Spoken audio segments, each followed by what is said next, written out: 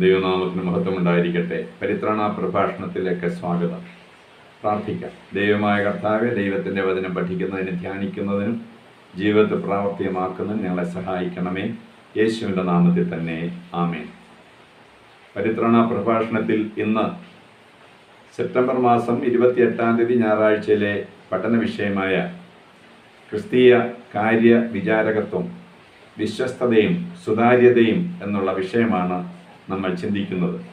വിശുദ്ധ എവങ്കേലിയനെ നിശ്ചയിച്ചിരിക്കുന്ന വിശുദ്ധ ലൂക്കോസിൻ്റെ സുവിശേഷം 19-ാം അധ്യായം 12 മുതൽ 24 വരെയുള്ള വാക്യങ്ങളാണ്. കർത്താവായ യേശു ക്രിസ്തുവിൻ്റെ പരസ്യ ശുശ്രൂഷയുടെ അന്തിമ ഘട്ടത്തിലേക്ക് പ്രവേശിക്കുകയാണ്. എരിഹോവിൽ നിന്നും യെരുശലേമിലേക്കുള്ള യാത്രാമധ്യേ കർത്താവ് തൻ്റെ ശിഷ്യന്മാരോട് പറയുന്നതായ ഒരു ഉപമയാണ് ഇന്നത്തെ നമ്മുടെ ചിന്താ വിഷയം. വളരെ പ്രസിദ്ധമായ സഖായിയുടെ മാനസാന്തര വിവരണത്തിന് ശേഷമാണ് വിശുദ്ധ ലൂക്കോസ് ഈ സംഭവം ചേർത്തിരിക്കുന്നത്.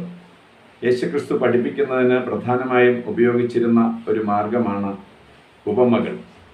ഉപമകൾ എന്നത് പരിചിതമായ ചെറിയ കാര്യങ്ങളിലൂടെ അപരിചിതമായ വലിയ സത്യങ്ങൾ വെളിപ്പെടുത്തി കൊടുക്കുന്ന രീതിയാണ് ഉപമകൾ. കർത്താവ് അതിന് നിത്യ ജീവിത സംഭവങ്ങളോ ചരിത്രത്തിലുണ്ടായ സംഭവങ്ങളോ ഒക്കെ ഉപയോഗിക്കാറുണ്ട്. ഇവിടെ പ്രതിപാദിച്ചിരിക്കുന്ന ഈ ഉപമയ്ക്ക് ഇസ്രായേലിലെ ഒരു ചരിത്ര സംഭവവുമായി ബന്ധമുണ്ട്. കൈസർ രാജ്യം ഭരിക്കുന്ന കാലത്ത് ഒരു രാജാവ് അധികാരം പ്രാപിക്കുവാനായി കൈസറിൻ്റെ അടുത്ത് പോയി മടങ്ങി വരുന്നതാണ് ഇവിടുത്തെ പ്രതിപാദ്യ വിഷയം. ചരിത്ര സംഭവത്തിലേക്ക് ഞാൻ പ്രവേശിക്കുന്നില്ല. പൂർണ്ണ അധികാരം പ്രാപിക്കുവാനായി പോയതായ ആൾ തൻ്റെ വിശ്വസ്ത ദാസരെ ചുമതലകൾ ഏൽപ്പിക്കുകയാണ്. 10 പേർക്ക് 10 റാത്തൽ വെള്ളി വീതം ഏൽപ്പിച്ചിട്ടാണ് ഇദ്ദേഹം പോകുന്നത്. പോയി മടങ്ങി വരുമ്പോൾ ഈ 10 പേരിൽ 3 പേരാണ് തങ്ങളുടെ അധ്വാന ഫലവുമായി അദ്ദേഹത്തെ കാണുവാനായി എത്തിയിരിക്കുന്നത്. ഈ 3 പേരെ 3 ഗ്രൂപ്പായി നമുക്ക് തരംതിരിക്കാം. 10 പേർക്കും തുല്യ പദവിയാണ് അദ്ദേഹം നൽകിയത്. താലന്തുകളുടെ ഉപമയുമായി ഇതിന് ബന്ധമില്ല. താലന്തുകളുടെ ഉപമയിൽ വ്യത്യസ്ത താലന്തുകളാണല്ലോ പലർക്കും നൽകുന്നത്. എന്നാൽ ഇവിടെ തുല്യ പദവിയാണ് എല്ലാവർക്കും നൽകുന്നത്.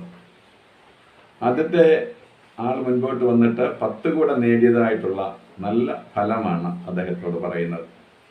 രണ്ടാമത്തെ ആൾ 5 കൂടെ നേടിയെന്നും, മൂന്നാമത്തെ ആളാകട്ടെ തനിക്ക് നൽകിയതായ റാത്തൽ ഒരു റുമാലിൽ കെട്ടിവെച്ച് അതുപോലെ തിരികെ കൊണ്ടുവന്നിരിക്കുകയാണ്.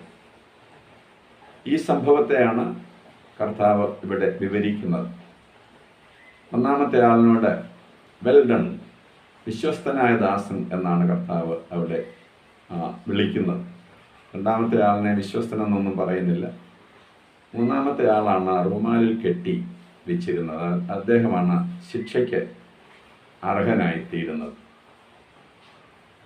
ഇതിൻ്റെ ആത്മീയ അർത്ഥം കർത്താവ് വ്യക്തമാക്കുവാൻ ആഗ്രഹിക്കുന്നത് കർത്താവ് മടങ്ങി വരും എന്നുള്ള വലിയ സത്യമാണ്. പൂർണ്ണ അധികാരത്തോടെ സ്വർഗത്തിൽ നിന്നും ഇറങ്ങി വരുമ്പോൾ താൻ ഏൽപ്പിച്ചതായ ചുമതലകൾ എങ്ങനെയാണ് സഭ നിർവഹിക്കുന്നത് എന്നറിയുവാൻ കർത്താവിന് ആഗ്രഹമുണ്ട്. കർത്താവ് സഭയെ വിശ്വസിക്കുന്നു, കർത്താവ് നമ്മെ വിശ്വസിക്കുന്നു എന്നുള്ളത് വലിയൊരു അഭിമാനകരമായ കാര്യമാണ്. സുവിശേഷം പ്രചരിപ്പിക്കുവാനായിട്ടുള്ള വലിയ ഉത്തരവാദിത്തം സഭയെയാണ്, അതായത് എന്നെയും നിങ്ങളെയുമാണ് കർത്താവ് ഏൽപ്പിച്ചിരിക്കുന്നത്. ദൂതന്മാർക്ക് പോലും ലഭിക്കാത്തതായ അവകാശമാണ് എബ്രായ ലേഖനത്തിൽ നമ്മൾ വായിക്കുന്നത്. അത് വളരെ വിശ്വസ്തയോടെ നമ്മെ ഏൽപ്പിച്ചിരിക്കുക, വളരെ പ്രതീക്ഷയോടെ നമ്മെ ഏൽപ്പിച്ചിരിക്കുകയാണ് ഈ സുവിശേഷ വേല. എന്നിട്ട് കർത്താവ് നമ്മളെ നിരീക്ഷിച്ചു കൊണ്ടിരിക്കുകയാണ്. കർത്താവ് മടങ്ങി വരുമ്പോൾ അധികാരിയായി ന്യായാസനത്തിലിരുന്നുകൊണ്ട് ന്യായം വിധിക്കുമ്പോൾ തീർച്ചയായും നാം ഇതിന് ഉത്തരം പറയേണ്ടവരാണ് എന്നുള്ളതാണ് ഈ വലിയ ഉപമയിലൂടെ കർത്താവ് സഭയെ പഠിപ്പിക്കുന്നത്. ഇന്ന് റൂമാലിൽ കെട്ടിവെച്ച് നാം അലസരായി ഇരിക്കുന്നവരാണോ? നമുക്ക് ലഭിക്കുന്നതായ പ്രതിഫലം അധിക അധ്വാനമാണ്. 10 നേടിയവനെ വീണ്ടും വലിയ ചുമതലകൾ ഏൽപ്പിക്കുക. ദൈവം നൽകുന്ന ചുമതലകൾ അതാണ്, ദൈവം നൽകുന്ന പ്രതിഫലം അതാണ്.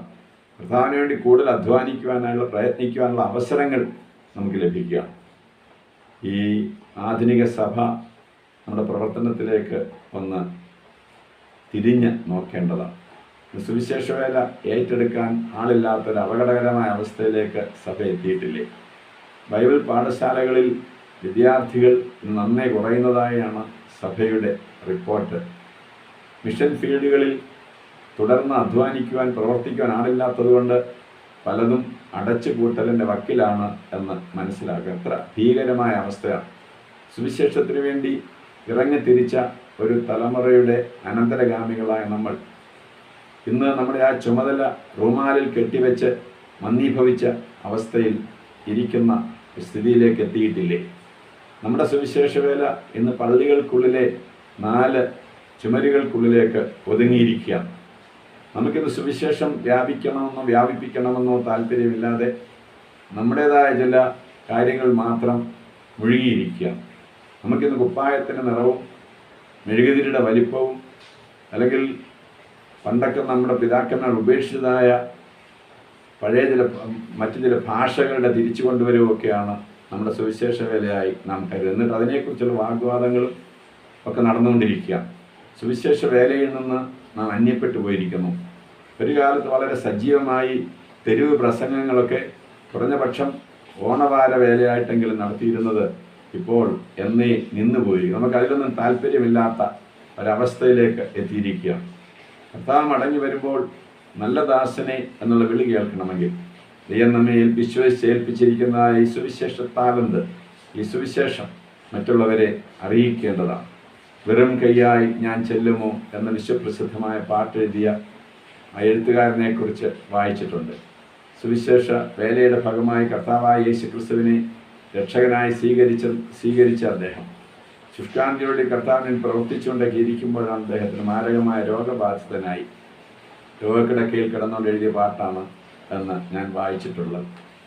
അദ്ദേഹം പറയുകയാണ്, രക്ഷകൻ വീണ്ടെടുത്തു എന്ന് എനിക്ക് ഉറപ്പുള്ളതിനാൽ എനിക്ക് മരിക്കുവാൻ ഭയമില്ല. പക്ഷേ എനിക്കൊരൊറ്റ ഭയമാണ്, കർത്താവിൻ്റെ സന്നിധിയിൽ വെറും കൈയായി ഞാൻ എങ്ങനെ ചെല്ലും?